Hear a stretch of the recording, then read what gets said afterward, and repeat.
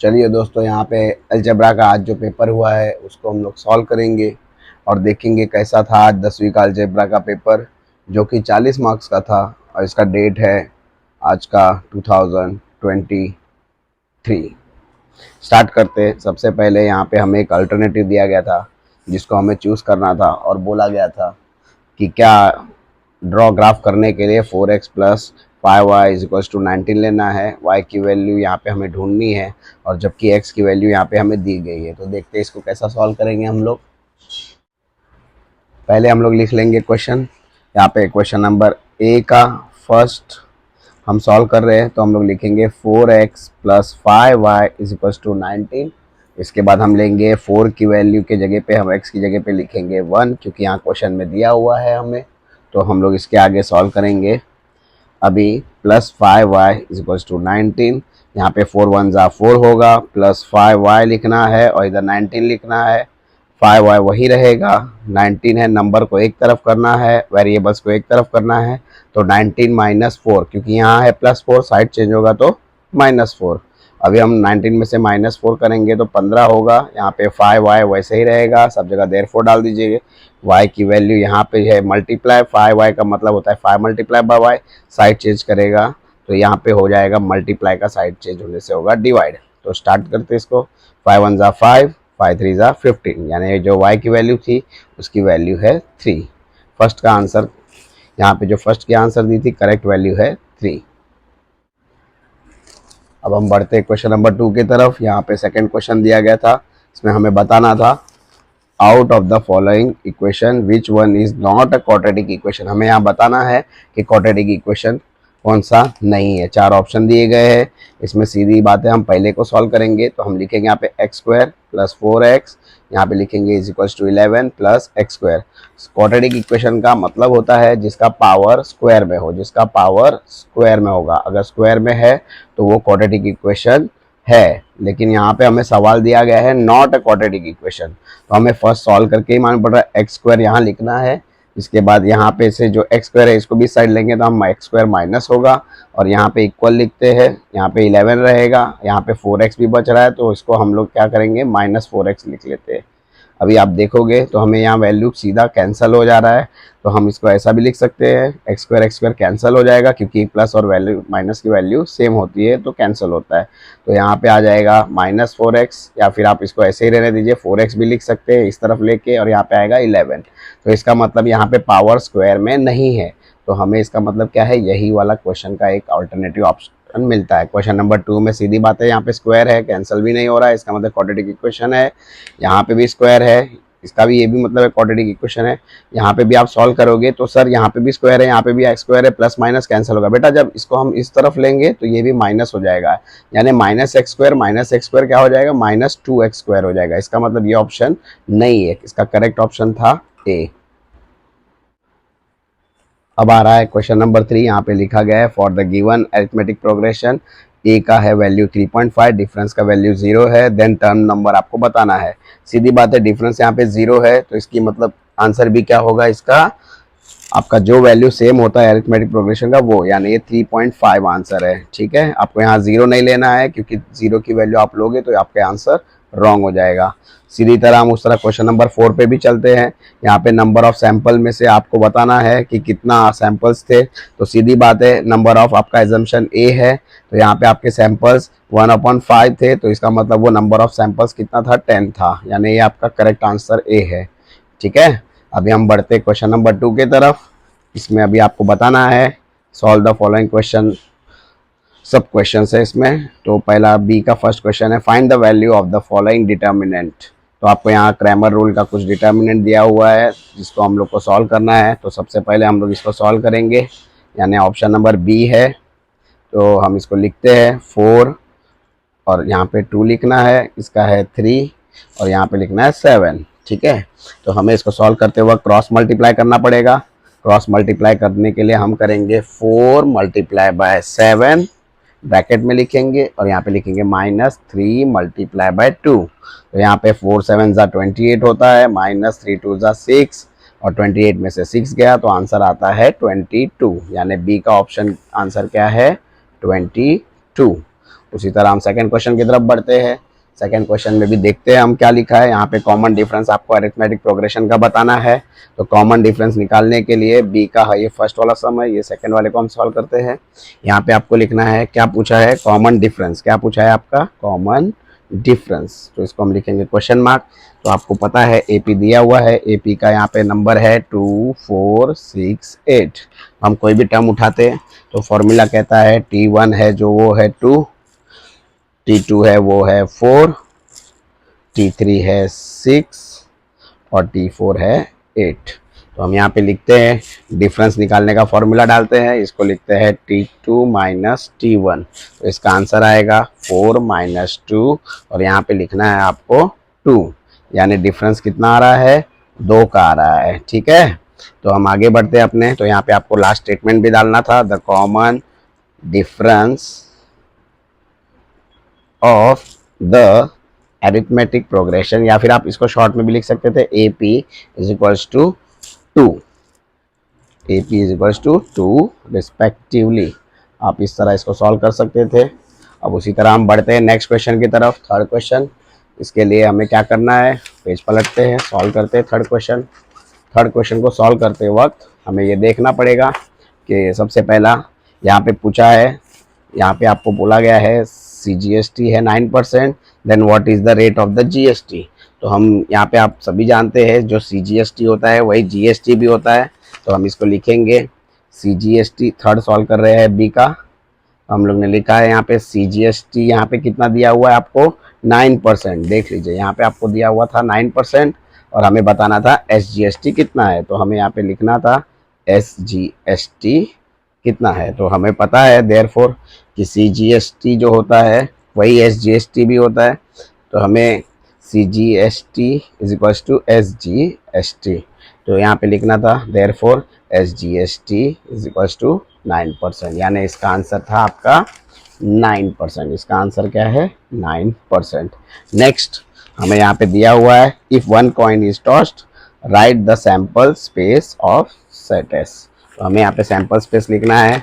तो हम थर्ड वाले की जगह पे अब फोर्थ वाला सॉल्व करें, तो हम इसको लिखेंगे लेट द S, यानी sample, let the S the sample be space, यहाँ पे इसको लिखते हैं सैंपल स्पेस देयरफॉर। तो यहाँ पे late the S be the sample space, यहाँ पे हम लिखेंगे S। तो आपको पता है अगर एक कॉइन उड़ाया गया तो या तो हेड आएगा या तो टेल आएगा, यानी दो ही ऑप्शन है। यहाँ पे सैंपल स्पेस बनता है आपका हेड या फिर टेल।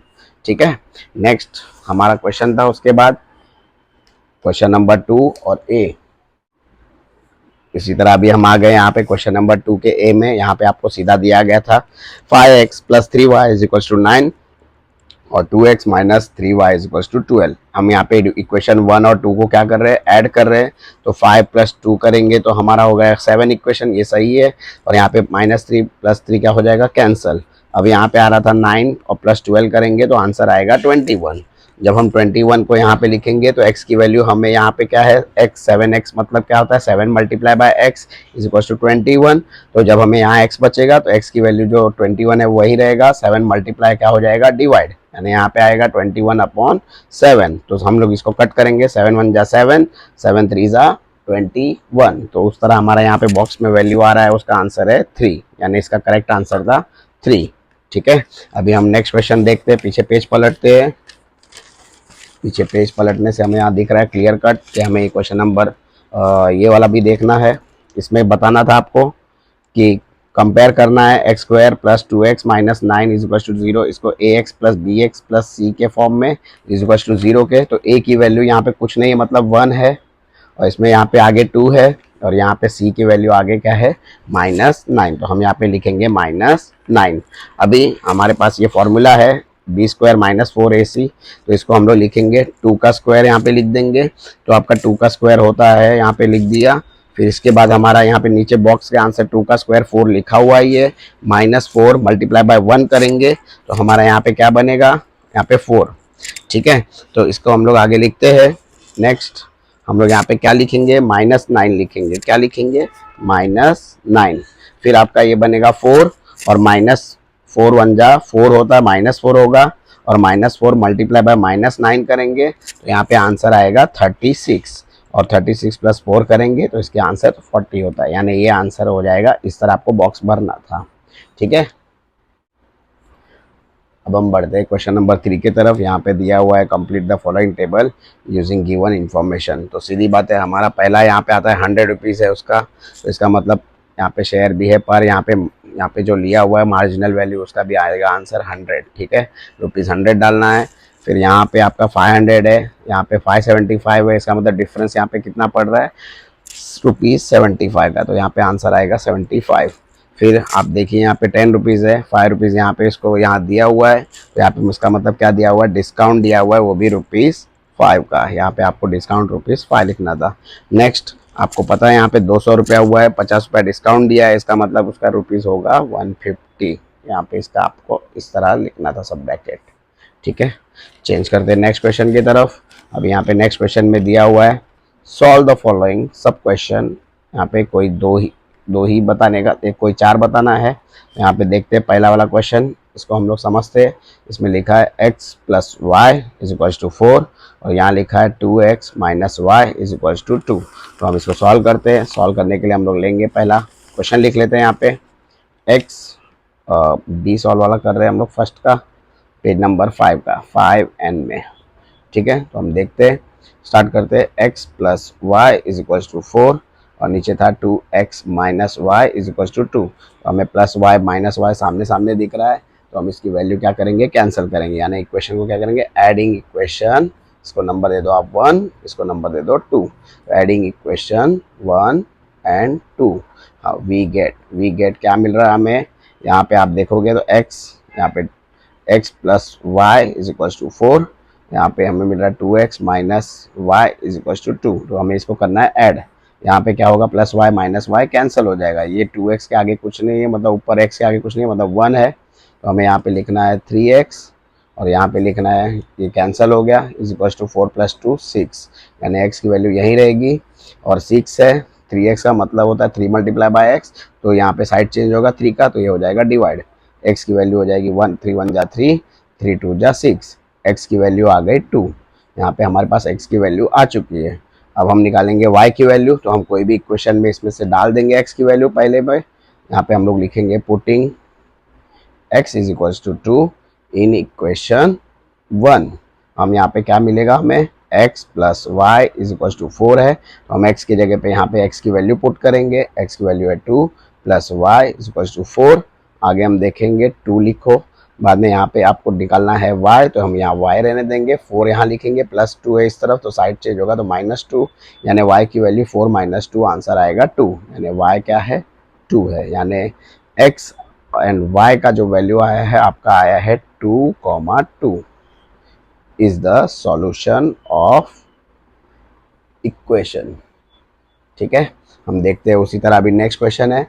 यहाँ पे हम देखेंगे सेकंड क्वेश्चन, इसे हमें फॉर्म में लिखना है ax² + bx + c, तो हमें इसकी वैल्यू बतानी है, a की वैल्यू क्या है, b की वैल्यू क्या है, c की वैल्यू क्या है। अब यहाँ पे हमें क्वेश्चन लिख लेते हैं, इसकी वैल्यू हमें निकालनी है, तो हम इसकी वैल्यू निकालते वक्त लिख लेंगे क्वेश्चन। सबसे पहला दिया हुआ है, बताया गया है 2y = 10 - y²।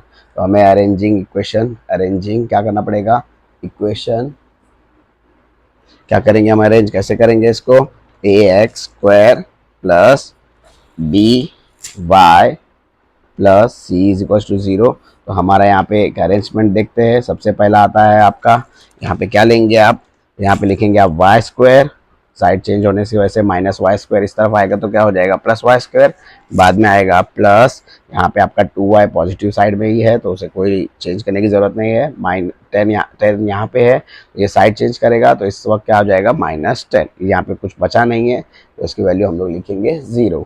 अभी हमें कंपेयर करने के बाद पता चलता है ये क्वाड्रेटिक इक्वेशन के फॉर्मेट में है, तो y के आगे कुछ नहीं है, इसके लिए हम डाल देंगे 1, और ये b क्या मतलब यहाँ पे 2 है ऑलरेडी, और यहाँ पे c की जगह पे 1। तो हम लोग जब इसके ax² + by + c में करेंगे, तो हमें इसका मिलेगा, a के आगे का वैल्यू a हो जाएगा 1, यहाँ पे b की वैल्यू हो जाएगा 2, और c का वैल्यू हो जाएगा -10, ठीक है। तो हमें यही आपने वहाँ पे यही हमें इसके अंदर बताना था। अब हम नेक्स्ट क्वेश्चन की तरफ चलते हैं और इसको हम लोग समझने की कोशिश करते हैं क्या। अब हमें ये बताना है कि राइट, यहाँ पे क्वेश्चन नंबर बी का थर्ड वाला हम लोग कर रहे हैं। Right AP arithmetic progression whose first term is a is equals to 10। यहाँ पे हमें दिया हुआ है, यहाँ पे हमें क्या बताया हुआ है, ए की वैल्यू क्या है, 10 है। यानी ए की वैल्यू हम ये सॉल्व कर रहे हैं थर्ड वाला, तो यहाँ पे हम लिखेंगे ए इज इक्वल्स टू 10। और आगे पढ़ते हैं, ए 10 है, डिफरेंस जो है वो डी इज इक्वल्स टू क्या है, डी आपका 5 है, तो यहाँ पे 5 लिख दीजिए। तो हमें बताना है कि इसका एरिथमेटिक प्रोग्रेशन क्या है, यानी A P is equals to क्या है, तो हमें वो मिलेगा तो हम उसको यहाँ पे लिख लेंगे। स्टार्ट करते, सॉल्व करते हैं। ए पी निकालना है, तो ए पी निकालने के लिए सबसे पहले हमारा फॉर्मूला है T2 निकालने के लिए हम क्या करेंगे, ए प्लस यहाँ पे लिखेंगे डी। अभी हमारा ए प्लस डी निकालने के लिए आपको पता है ए की वैल्यू 10 है और डी का वैल्यू 5 है, तो यहाँ पे हमारा T2 आ गया है। T2 क्या है, 15।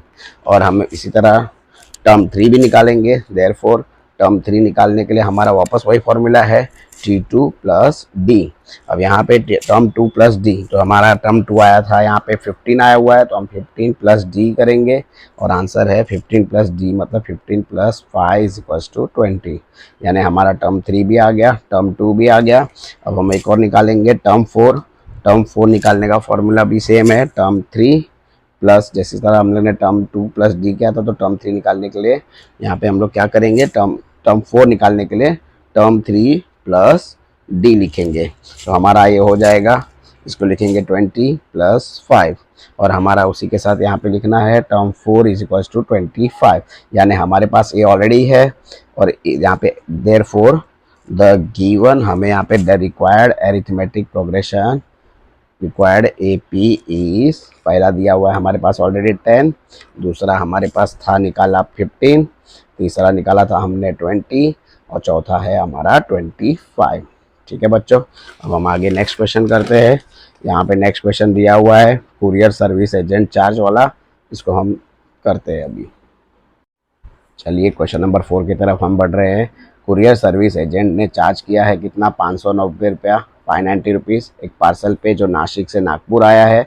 इन द, यहाँ पे हमें बताना है कि इन द टैक्स इनवॉइस, हमें यहाँ पे ये भी बताना है कि इसके बाद इसका जो टैक्स इनवॉइस है उसके बारे में हमें बताया है, उसका वैल्यू है 500 रुपया, और उसके साथ जिसका जीएसटी और एसजी लगा है 45 रुपीज़ 45। अगर हम इन दोनों को मिलाएंगे 500 रुपया प्लस 45 करेंगे, 45 करेंगे तो आंसर हो जाएगा 590। तो हमें बताना है कि ये जो 590 रेट है इसके ऊपर जीएसटी कितना लगा है 500 रुपये के ऊपर, तो ये जो वैल्यू है इसकी हमें जीएसटी बताना है जो ये सर्विस के लिए कुरियर वाले ने चार्ज किया है। तो हम इसका आंसर निकालते हैं। सबसे पहले हम निकालेंगे टोटल वैल्यू, जो टोटल वैल्यू थी उसकी कितनी थी, 590 रुपये का चार्ज मारा था पूरा उसने टोटल पार्सल पे, जिसका हमें टैक्सेबल मतलब जिस पे टैक्स लगा था उसका टैक्सेबल वैल्यू मतलब जो मेन अमाउंट था उसका कुरियर का उसका था 500 रुपया, लेकिन उसके ऊपर उसने 90 रुपया क्या लिया था, टैक्स मारा था। तो हमें टैक्स निकालने के लिए जीएसटी लिखना है। इसका मतलब टोटल वैल्यू जो होती है, टोटल वैल्यू यहाँ पे लिखने के बाद हमें बताना है कि टोटल वैल्यू के ऊपर माइनस करेंगे क्या, टैक्सेबल वैल्यू, जिसमें हम लोग BALU, ठीक है, तो हम लोग ने यहाँ पे लिख लिया। अब टोटल वैल्यू का दाम था 590 रुपीज़, जिसमें से उसको स्टार्टिंग में 590 रुपीज़ टैक्स के साथ था, तो उसमें जो उसका एक्चुअल कॉस्ट था वो था 500 रुपीज़। तो इसका मतलब जीएसटी उसने कितना लगाया था, 90 रुपये, 90 रुपीज़ का उसको जीएसटी लगा था। अब हमें बताना है कि जीएसटी का परसेंट कितना है, तो हम लोग क्या बोलेंगे, let the rate of GST, जो जीएसटी गुड सर्विस टैक्स, उसको हम लोग क्या पकड़ेंगे, BX%। यहाँ पे हम लोग उसको सॉल्व करेंगे। देयरफॉर जीएसटी जो था वो X% था, कुछ परसेंट था किसका, टैक्सेबल वैल्यू का, टैक्सेबल वैल्यू का। तो हम लोग यहाँ पे जीएसटी है, जीएसटी की जगह पे लिखेंगे 90, क्योंकि हमें पता है यहाँ पे जीएसटी हमें मिला था 90, और यहाँ पे लिखेंगे X% का होता है 100, तो हम उसमें नहीं मालूम कितना है, इसके लिए हम 100 लिखेंगे, मल्टीप्लाई बाय कितना, cost of taxable value, taxable value हमारी कितनी है 500, तो हम यहाँ पे लिखेंगे 500। तो 100 1 जा 100, 100 5 जा 500। तो यहाँ पे x मल्टीप्लाई बाय 5 बच रहा है, तो हम लोग क्या लिखेंगे यहाँ पे, आपका 90 ऐसे ही है, यहाँ पे x मल्टीप्लाई बाय 5 आ रहा है, तो सीधी बात है हमारा x की वैल्यू यहाँ रहेगी, हम इसको यहीं रखेंगे, मल्टीप्लाई 5 उस साइड जाएगा तो 90 के नीचे आ जाएगा डिवाइड। अब हम डिवाइड करेंगे, 5 1 जा 5, वापस से 5 1 जा 5, बचेगा इसमें 4, 5 8 जा 40, यानी 18% x की वैल्यू है। x क्या है हमारा, रेट ऑफ जीएसटी, तो हमें यहाँ पे लिखना है therefore the rate of GST was 18%। ठीक है बच्चों, हमें यहाँ पे बता के हो गया कि हमने ये रेट कितना उसको लगा, जो 90 रुपीज़ लगा था उसका मतलब वो क्या था, 18% जीएसटी था। उसी तरह हम बढ़ते हैं नेक्स्ट क्वेश्चन की तरफ, पेज चेंज करते हैं, अगला पेज पे हम देखते हैं क्या क्वेश्चन है। अभी हमें यहाँ बताना है observe the following table and find the mean, हमें इसमें बताना है, एज्यूम मीन करिए, मान लो 300 है तो इसको हमें सॉल्व करके बताना है। तो चलिए नेक्स्ट पेज चेंज करते हैं। ओके हमारे पास यहाँ पे दिया हुआ है total of f i is equals to 50 और यहाँ पे दिया हुआ है total of f i d i is equals to 320। हमारे पास पूरा ऑलरेडी डेटा है, तो हमें इसको सॉल्व करना था। सॉल्व करने के लिए हमें निकालना है मीन, तो मीन का हम लोग पहले लिख लेते हैं। पहला दिया हुआ है जो ई आपका एफ आई दिया था वो कितना है, 50 दिया हुआ था, यहाँ पे चेक कर लीजिए आप, ई जो एफ आई था वो 50 था और ई एफ आई इंटू डी आई क्या था, 320 था। तो हम इसको भी लिख लेते हैं, comma E total of f i into d i is equals to 320। आगे हम लिखते हैं देयरफॉर, हम डी निकाल रहे हैं तो इसके ऊपर हम ऐसा लिखेंगे, is equals to E f i d i होता है अपॉन ई एफ आई। इसके निकालने के लिए हम लोग लिखेंगे आगे, एफ आई की वैल्यू है 3, ई टोटल ऑफ 320 हो गया, नीचे ये है 50, 0 0 इसका कैंसिल करिए तो हम लोग लिखेंगे 5 1 जा 5, 5 6 जा 30, यानी यहाँ पे 30 हो गया, बचा 2 है, तो यहाँ पे हम लोग 6 लिखने के बाद पॉइंट डालेंगे तो ये ऑटोमेटिक 20 बन जाता है। चेक कर लीजिए आप, यहाँ पे डिवाइड में करके बता रहा हूँ आपको, 320 यहाँ पे 32 लिखिए, यहाँ पे 5 लिखिए, 5 6 जा 30, बचा आपका 2 है, यहाँ पे आपको अगर पॉइंट डाल दोगे तो ये ऑटोमेटिक 20 हो जाएगा, 5 4 जा 20, 20 माइनस 20 आपका 0, यहाँ पे एक्चुअली इसका वैल्यू है 6.4, यानी हमें जो डी आया है, डी का ऊपर लिखना है डॉट मार्क डैश मार के 6.4। अभी हमें क्या निकालना है, मीन निकालना है, तो यहाँ पे देखिए x, इसके ऊपर भी ये निकालिए, a प्लस डी करके यहाँ पे डाल दीजिए, इसका वैल्यू आएगा 320 है, तो हम लोग यहाँ पे लिखेंगे, आपका क्या आया है 300 है, यहाँ पे चेक कर लीजिए a क्या है, एजम्पशन मेथड में यहाँ पे आपको दिया हुआ है 300 है, तो यहाँ पे आपको लिखना पड़ेगा 300, यहाँ पे 300 आप लिख दीजिए, प्लस यहाँ पे आपका d आया है, d की वैल्यू है 6.4, इसको 6.4 कर दीजिए, यानी आपका जो मीन आया है ऊपर इज इक्वल्स टू 306.4। ठीक है बच्चों, यही आंसर था इसका, इसलिए हम आगे लिखते हैं और आगे बढ़ते हैं। यहाँ पे हमें complete the following any activity यहाँ पे दिया हुआ है, बहुत ही सिंपल सा और प्यारा सा क्वेश्चन है, इसको हम लोग समझने की कोशिश करते हैं। चलिए पेज बदल के इसको भी हम सॉल्व करते हैं, स्टार्ट करते हैं इसको। यहाँ पे बॉयज़ ऑफ 2 कमिटी है, सीधी बात है 2 लड़कों की कमिटी है, तो आपका ये बॉयज़ 1 हो गया और ये हो गया बॉयज़ 2, यहाँ पे आपका आएगा आंसर B1, B2। ठीक है बच्चों, अभी यहाँ पे गर्ल्स की 2 कमिटी है, तो यहाँ पे गर्ल्स आप ऐसे देख सकते हो, गर्ल्स की 2 कमिटी लिख दीजिए, तो इसको हम लोग लिखेंगे गर्ल 1 गर्ल 2, यानी यहाँ पे आ गया 2 गर्ल 1 गर्ल 2। ठीक है, अब हमें आगे बढ़ता है, यहाँ पे लिखा है committee of 1 boy and 1 girl, यानी एक लड़का होना चाहिए, इसकी कमिटी बननी चाहिए और एक इसकी कमिटी बननी चाहिए। तो हम इसमें देखेंगे बॉय 1 है ऑलरेडी और गर्ल 1 भी है, तो अब बॉय 1 है गर्ल 1 है, दूसरे में क्या है बॉय 1 और गर्ल 2 है, तो सीधी बात है यहाँ पे गर्ल 1 बॉय 2 होगा, यहाँ पे आप लिख लीजिएगा गर्ल 1 बॉय 2। अभी आप देखेंगे गर्ल 1 बॉय 2 हो गया, अभी यहाँ पे हम लिखेंगे बॉय 2 भी बच रहा है और गर्ल 2 भी बच रही है, तो बॉय 2 गर्ल 2, या आप इसको यहाँ पे बॉय 2 या गर्ल 2 यहाँ पे कर सकते हैं, मेरे से थोड़ा गलत हो गया तो आप इसको यहाँ पे चेंज कर लीजिएगा। नेक्स्ट, फिर हमारा सैम्पल स्पेस में ऑलरेडी है बॉय 1 बॉय 2 है, बॉय 1 गर्ल 1 है, फिर हमारा यहाँ पे बचता है आपका आएगा बॉय 1 और गर्ल 2 और यहाँ पे आएगा बॉय 2 गर्ल 1 और आगे आपका ऑप्शन दिया हुआ है। ठीक है बच्चों, इसमें हमें ज़्यादा कुछ करना नहीं था, तो हम आगे देखते हैं, बहुत ही सिंपल सा क्वेश्चन था ये। अब हमें यहाँ बताना है कि filling the boxes with the help of the given information, और हमें ये सब बताना है। इसमें जो ये बॉक्स दिया हुआ है इसको हमें फिलअप करता है। तो इसके फिलअप करने के लिए हम स्टार्ट करते हैं। सबसे पहला हमारा जो है यहाँ पे, अब नेक्स्ट क्वेश्चन हम चलते हैं। यहाँ पे हमें ये बॉक्स दिया हुआ था, तो हमें ये सिंपल सा क्वेश्चन है, जो CGST होता है वही SGST भी होता है। तो हम इसको देखते हैं। 2.5 यहाँ पे ऑलरेडी था, तो यहाँ पे भी 2.5 था, क्या नहीं था 0.5, तो हमें भी यहाँ पे लिखना है 0.5, सेम ऐसा ही लिखना था। नेक्स्ट यहाँ पे 2.5% है, तो यहाँ पे भी आएगा 2.5%, और जो यहाँ पे रुपया है वो भी आएगा आपका रुपया 0.25%, 25। ठीक है। अभी हमें यहाँ पे लिखना है, यहाँ पे 3 रुपया है, तो यहाँ पे भी आपको लिखना था ₹3। अभी आप इनका टोटल मारिए, 3 रुपया हो गया, 3 रुपया 25 पैसा और 3 रुपया 50 पैसा करेंगे तो होता है 3 रुपया 75 पैसा। तो यानी इसका आएगा यहाँ पे 3 रुपया 75 पैसा। ठीक है। अभी यहाँ पे हम ये बॉक्स में आते हैं। 20 रुपया था, 10 रुपया था। आप यहाँ पे 60 पे अगर 2.5% का लगाते हो, 2.5% का लगाते हो, तो बट ओबियसली इसका 2 सामान है, तो कितना होगा 120 रुपया, यानी 60 रुपीज़ का 2 सामान है तो 120। अब इसका टोटल मान लीजिए 120 प्लस 10 करेंगे 130, और यहाँ पे 20 लगाएंगे तो 150, यानी यहाँ हमारा सारा आंसर करेक्ट था। नेक्स्ट क्वेश्चन की तरफ चलते हैं। इसको हमें सॉल्व करना है।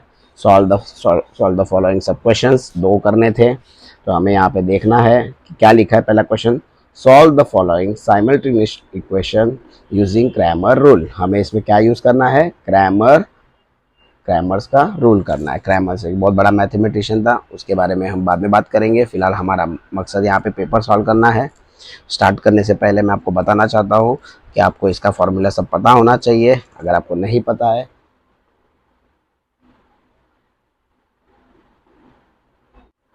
चलिए हम यहाँ पे इसका क्वेश्चन लिख लेते हैं और स्टार्ट करते हैं। सबसे पहला हमें दिया गया था 4m plus 6n is equals to 54। But ये आप देखोगे तो एक नॉर्मल सा क्वेश्चन था, लेकिन ये आप इसको नंबर दे दीजिए 1, और यहाँ पे दे दीजिए आगे है 3m plus 2n is equals to 28। ये आपका सेकेंड इक्वेशन था। तो हमें डिटर्मिनेंट की वैल्यू निकालनी है सबसे पहले, तो हम d इज इक्वल्स टू लेंगे। यहाँ पे है 4, उसके नीचे है 3, और यहाँ पे है आगे 6, और उसके नीचे है 2। अभी इसका हम निकाल लेते हैं डिटर्मिनेंट पहला। स्टार्ट करते हैं आगे। सबसे पहला 4 को हम लिखेंगे यहाँ पे, 4 का मल्टीप्लाई बाय 2 करेंगे, और 6 का मल्टीप्लाई बाय 3 करेंगे। तो हम लिखते हैं 4 मल्टीप्लाई बाय 2, बाद में 6 मल्टीप्लाई बाय 3, और दोनों के बीच में होता है माइनस, तो हम इसको ब्रैकेट डाल देंगे ताकि हमें सॉल्व करने में आसानी हो। 4 2 ज़ा होता है 8, और यहाँ पे हमें लिखना है माइनस 6 3 ज़ा 18।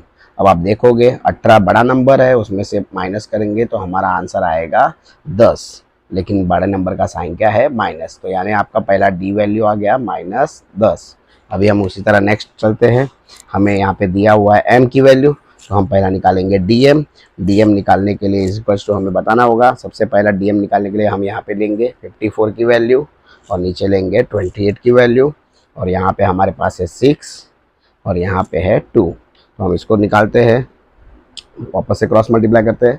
54 मल्टीप्लाई बाय 2, इसको आप ब्रैकेट में डाल दीजिए, माइनस 28 मल्टीप्लाई बाय 6, इसको भी ब्रैकेट में डाल दीजिए। अब हम 50 का 2 बार लेंगे तो 100 होता है, और 4 का 2 बार लेंगे तो 8, यानी 108, माइनस यहाँ पे करेंगे तो 28 6 जा लगभग होगा, चलो कर लेते हैं, देखते हैं। 28 मल्टीप्लाई बाय 6, 8 6 जा 48, 4 ऊपर, 6 2 जा 12, प्लस 4 करेंगे तो 60, यानी 168। यहाँ पे 168 लिख लेते हैं, और आगे अभी देखेंगे तो इसको अभी 168 में से 108 चला गया, यानी यहाँ पे भी क्या आंसर आ रहा है -60। इसका जो है dm की वैल्यू है -60। अभी हम नेक्स्ट चेक करते हैं, dn की वैल्यू निकालते हैं। dn की वैल्यू निकालने के लिए सेम हमें करना पड़ेगा 4, और यहाँ पे लेना पड़ेगा 3, और यहाँ पे लेना पड़ेगा हमें 54 दिया हुआ है, तो 54 लिखिए यहाँ पे, अपॉन 28 लिख लीजिए। वापस से उसी तरह निकालते हैं, क्रॉस मल्टीप्लाई करते हैं, 4 मल्टीप्लाई बाय 28, और यहाँ पे ब्रैकेट लेते हैं, माइनस में डालते हैं 54 मल्टीप्लाई बाय 3। अभी हम चेक करते हैं, 28 का हम लोग 4 बार करेंगे तो आंसर आएगा 28 मल्टीप्लाई बाय 4। 8 4 जा 32, 3 ऊपर, 4 2 जा 8, 9 10 11, 112 आ गया यहाँ पे। आप लिख लीजिए 112 और माइनस 54 को 3 बार करेंगे तो ये 12 हो गया और ये 150 यानी 162। यहाँ पे लिख लीजिए 162। अभी हम लोग इसको लिखते हैं 162 में से 162 माइनस 112 कर लेते हैं। ये 0, ये आपका 5 और ये हो गया कैंसिल, यानी 50 बच रहा है और बड़ा नंबर माइनस में तो -50, यानी DN आपका आ गया -50। अब हमारे पास इतना आंसर आ चुका है तो हम लोग निकालने के M की वैल्यू निकालने के लिए M = dm/d, यही है क्रैमर्स रूल। हम पहले इसको निकाल लेंगे क्रैमर्स रूल के हिसाब से। तो इसका आंसर आता है M की वैल्यू, हमारा DM जो है, DM कितना आया है -60 अपॉन, यहाँ पे D की वैल्यू आ रही है तो D की वैल्यू हम निकालेंगे। D की वैल्यू निकालने के लिए हमें क्या करना पड़ेगा, D निकालना है तो D की वैल्यू है -10, माइनस माइनस कैंसिल करिए और यहाँ पे 0 0 भी कैंसिल करिए। 6 में 1 है, मतलब तो इसका मतलब है 6। M की वैल्यू क्या है 6। उसी तरह हम N की भी वैल्यू निकाल लेते हैं। N की वैल्यू निकालने के लिए DN/D लिखना है। ये भी DN की वैल्यू होगी -50, यहाँ पे आप DN देख सकते हैं, और D की वैल्यू क्या है -10। तो माइनस माइनस कैंसिल, 0 0 भी कैंसिल। DN की वैल्यू है, N की वैल्यू है 5 और M की वैल्यू है 6, यानी हमारा आंसर आ चुका है। Therefore the solutions of the given equation M, N = 6, 5। आपका यही आंसर था। इसको हम लोग अभी यहाँ पे ख़त्म करते हैं और देखते हैं नेक्स्ट क्वेश्चन। नेक्स्ट क्वेश्चन में हमें ये दिया हुआ है, solve the following quadratic equation by formula method. हमें यहाँ पे फॉर्मूला यूज़ करना है, उसको हम पेज चेंज करके करते हैं।